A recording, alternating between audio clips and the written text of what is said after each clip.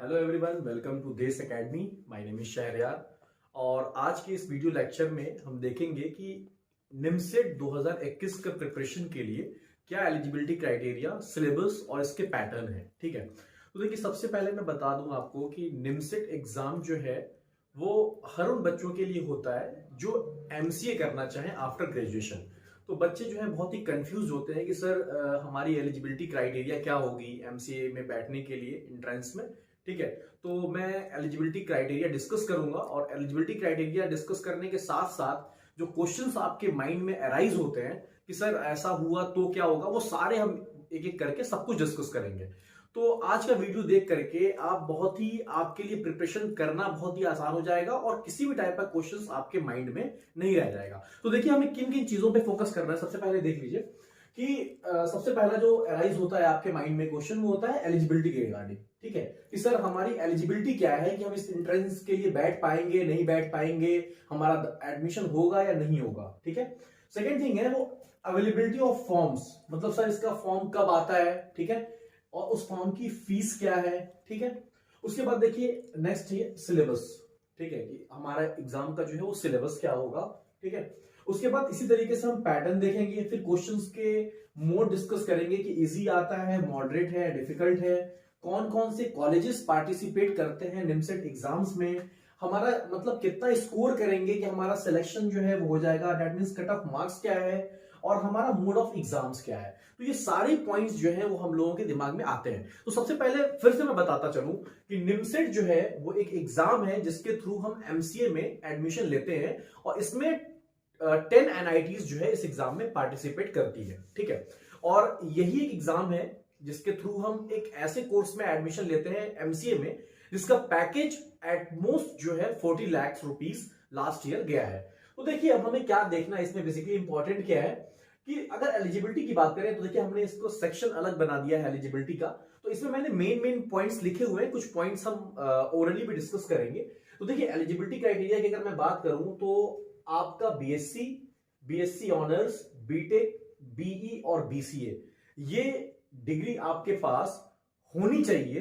ठीक है, या फिर आप इसके अगर फाइनल ईयर अपियरिंग में है तो आप इसका एग्जाम दे सकते हैं। ठीक है, इंपॉर्टेंट इसमें क्या है जो आपको देखना है, देखिए मैंने लिख रखा है एनी यूनिवर्सिटी। इसका मतलब ये है कि ये कोर्सेज या तो आप किसी एक रिकॉग्नाइज्ड यूनिवर्सिटी से करें या फिर आप अगर ओपन यूनिवर्सिटी, मतलब अगर आप डिस्टेंस मोड से भी कर रहे हैं तब भी आप ये एग्जाम दे सकते हैं। तो देखिए ये बच्चों को बहुत ही क्वेरी होता है जो बच्चे डिस्टेंस एजुकेशन से ग्रेजुएशन कर रहे होते हैं कि सर क्या हम निमसेट का एग्जाम दे सकते हैं। तो हाँ, आप बिल्कुल निमसेट का एग्जाम दे सकते हैं क्योंकि निमसेट में ऐसी कोई बाउंडेशन नहीं है। ठीक है, आप ओपन यूनिवर्सिटी के हैं तो आप एग्जाम दे सकते हैं। ठीक है, उसके बाद देखिए इंपॉर्टेंट क्या है, अगर आप बीएससी, बीएससी ऑनर्स या बीसीए अगर ये किए हुए हैं तो आपके पास मैथमेटिक्स या statistics one of the studied subject होना चाहिए, ये याद रखिएगा। तो जब भी आप अपना ग्रेजुएशन के मार्कशीट देखें उसमें देख लें कि मैथ्स या स्टैट्स आपने किया है या नहीं किया। अगर किए हैं तो आप इसके लिए एलिजिबल है, ये इंपॉर्टेंट है। इसके लिए बच्चे पूछते हैं सर कोई एज लिमिट है, तो इस निमसेट एग्जाम के लिए कोई एज लिमिट नहीं है। ठीक है, कोई एज लिमिट नहीं है। ठीक है, नेक्स्ट पॉइंट हम डिस्कस करेंगे कि सर क्या क्वालिफाइंग मार्क्स में हमारे कितने परसेंट होने चाहिए।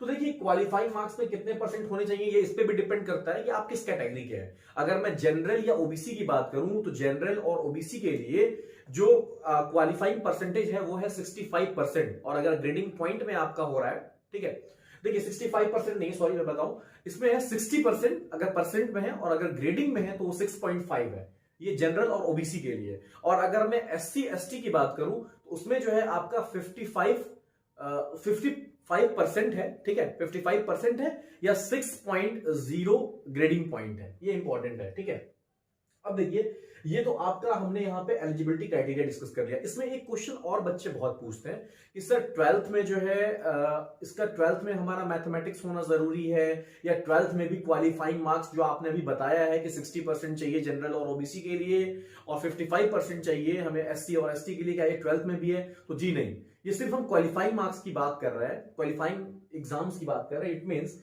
कि हम बात कर रहे हैं BSc, BSc honours, BTech, BE, BCA की, इसमें आपका परसेंट है। अगर आपका उसमें परसेंट कम भी है, अगर 55% है या 50% भी है 12th में, तो इससे कोई मतलब नहीं है। ठीक है, आप एलिजिबल हो।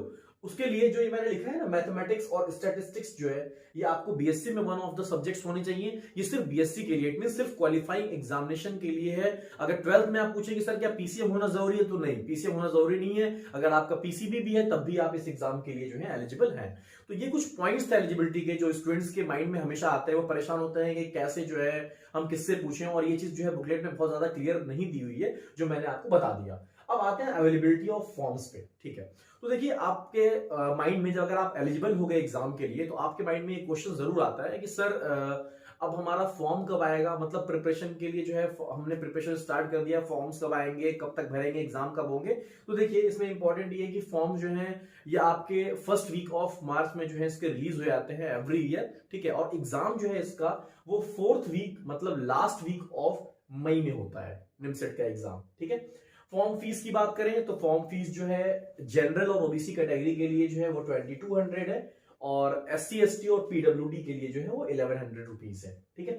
अब देखिए मूविंग ऑन फर्दर, हम देखेंगे इसमें इंपॉर्टेंट क्या है कि सर हमारे पास अवेलेबिलिटी ऑफ फॉर्म जो है, देखिए यहाँ पे मैंने ऑफलाइन और ऑनलाइन दोनों लिख रखा है, लेकिन ऑफलाइन जो है अवेलेबल नहीं है, हम ऑनलाइन ही फॉर्म भरते हैं और पेमेंट जो है वाया ऑनलाइन पेमेंट मोड्स के थ्रू हम कर लेते हैं। मूविंग ऑन फर्दर, अभी देखिए इसमें एक पॉइंट ये लिखा हुआ है कि सर कॉलेजेस पार्टिसिपेटिंग, तो मैंने बताया इसमें 10 एनआईटीज हैं, उसके अलावा कुछ कॉलेजेस हैं, ठीक है, जो अभी और ऐड हुए हैं, जो एमसीए में एडमिशन निमसेट के रैंक कार्ड के थ्रू लेते हैं, ठीक है। अब बात करते हैं हम कट ऑफ की। ये बहुत ही इंपॉर्टेंट क्वेश्चन है जो स्टूडेंट्स के माइंड में रहता है कि सर निमसेट का कट ऑफ क्या होगा। तो देखिए कट ऑफ हर साल का डिफरेंट होता है, लेकिन लास्ट ईयर से अगर कुछ एनालिसिस करें तो मैं एक आपको जनरल आइडिया दे सकता हूं कि निमसेट क्वालिफाई करने के लिए अगर आपका जनरल रैंक जो है जनरल कैटेगरी में अगर आपका 650 तक है, तो आपको टॉप 10 एनआईटीज जो भी पार्टिसिपेटिंग एनआईटीज है उसमें से आपको लास्ट एनआईटीज तक आपको मिल जाएगा।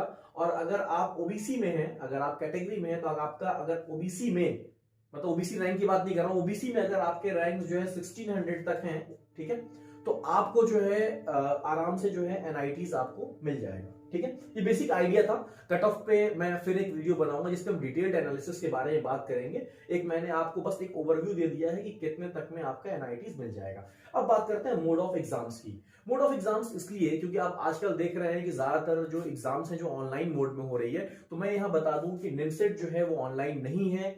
यहाँ पे निमसेट का जो पेपर होगा वो पेन एंड पेपर मोड होगा, ठीक है। मतलब आपको जो है पेपर मिलेगा और ओएमआर शीट मिलेगी, ठीक है, जिसपे आप जो है बबल्स को जो है ब्लैकिंग करके जो है आप उसे रिस्पॉन्स दे रहे हैं आप, ठीक है। तो ये तो मोड ऑफ एग्जाम्स की बात हुई।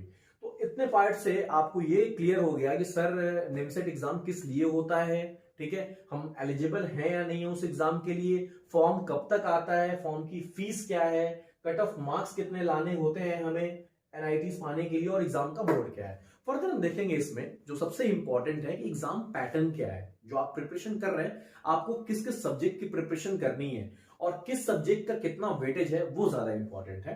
तो देखिए यहाँ पे अगर मैं पैटर्न की बात करूं तो मैंने यहाँ पे लिख रखा है आपको ऑलरेडी कि पैटर्न की बात करूं तो इसमें बेसिकली जो हमारा क्वेश्चन पेपर होता है वो होता है 120 क्वेश्चन का, और टाइम जो हमें अलॉट होता है वो होता है 2 आवर्स, ठीक है। तो अब देखिए हमें करना क्या है बेसिकली इसमें 4 सेक्शंस होते हैं, एक मैथमेटिक्स, दूसरा रीजनिंग जिसमें एनालिटिकल एबिलिटी और लॉजिकल रीजनिंग कहते हैं जिसे, third part is general English and the last one is computer awareness. मैंने हर एक सेक्शन के आगे लिख दिया है कि उसका वेटेज कितना है, मतलब कितने नंबर ऑफ क्वेश्चंस आते हैं। तो अगर मैं मैथमेटिक्स की बात करूं तो मैथमेटिक्स के 50 क्वेश्चंस आते हैं, रीजनिंग के 40 क्वेश्चंस आते हैं, जनरल इंग्लिश के 20 क्वेश्चन आते हैं और कंप्यूटर अवेयरनेस के 10 क्वेश्चंस आते हैं।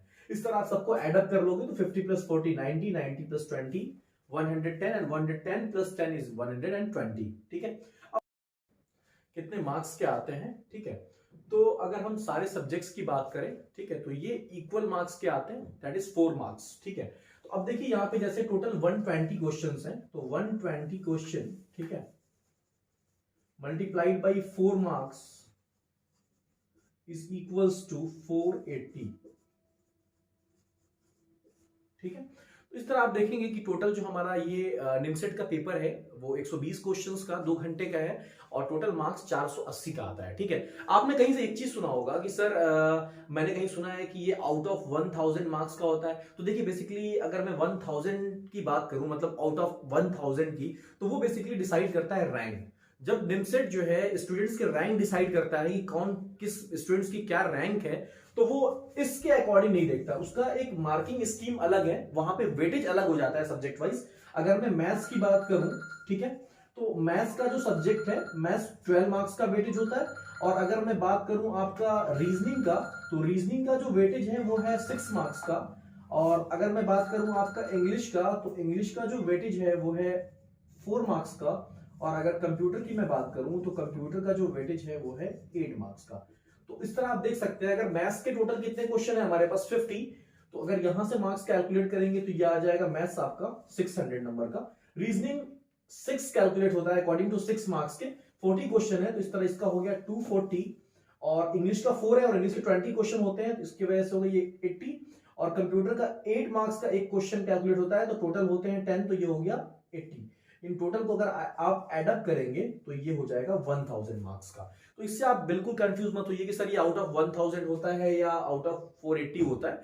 जब मार्क्स कैलकुलेट होता है तो 4 मार्क्स ईच क्वेश्चन का वेटेज होता है, और जब हम रैंक कैलकुलेट करते हैं तो हम according to this marking scheme हम कैलकुलेट करते हैं। ठीक है, तो देखिए मैंने इस वीडियो में आपको एक जिस्ट देना चाहा है निमसेट का कि क्या एलिजिबिलिटी होता है, क्या आपको जो है इसमें किस चीज पे मेन फोकस करना है आपको। तो देखिए फोकस करने की अगर मैं बात करूं तो आपको लग रहा होगा कि मैथ्स पार्ट पे आपको ज्यादा फोकस करना है अकॉर्डिंग टू रैंक भी।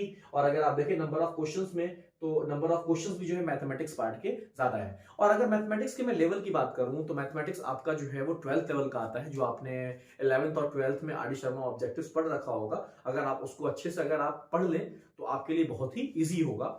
लॉजिकल रीजनिंग में बहुत ही सिंपल है, आपको आर.एस. अग्रवाल की लॉजिकल रीजनिंग के लिए मिल जाएगा। इस पे आपको जो फोकस करना है वो करना है न्यूमेरिक सीरीज पे, coding decoding, odd one out, classification, clocks, calendar, इन सब टॉपिक्स पे आप मेनली फोकस करिए, तो आपके रीजनिंग में भी अच्छे मार्क्स आ जाएंगे। अब बात करते हैं जनरल इंग्लिश की। देखिए जनरल इंग्लिश में जो है आपको मैं कहूंगा कि ल्यूसेंट्स की इंग्लिश आप ले सकते हैं। ठीक है, इसमें आपको एंटोनिम, सिनोनिम्स, वर्ड्स पावर और कुछ जो है ग्रामर का पार्ट जो है आता है। अब बात करता हूँ लास्ट में कंप्यूटर अवेयरनेस। कंप्यूटर अवेयरनेस देखिए बहुत ही शॉर्ट पोर्शन है, जो कि देखिए आपको एमसीए में जाना है, वहां पे जाकर के आपको ब्रॉड में कंप्यूटर पढ़ना है, लेकिन यहाँ पे कंप्यूटर कुछ बेसिक्स आती है, जिसपे जो है one's complement, two's complement, binary conversions, ठीक है, और इस टाइप पे छोटे छोटे पार्ट्स होते हैं जिसपे आपको जो है फोकस करना है। इसके लिए आप पीके सिन्हा एक बुक है, उस पे आप कंसल्ट कर सकते हैं। तो ये सारी चीजें जो है आप इसे यहाँ पे कवर अप कर लेंगे। ठीक है, देखिए अब जितना हो सकता था मैंने आपको बताया। बाकी अगर आपको अभी भी कोई क्वेश्चन आपके माइंड में अराइज हो रहा है तो आप जो है हमें कमेंट सेक्शन में क्वेश्चंस हमें पूछ सकते हैं। ठीक है,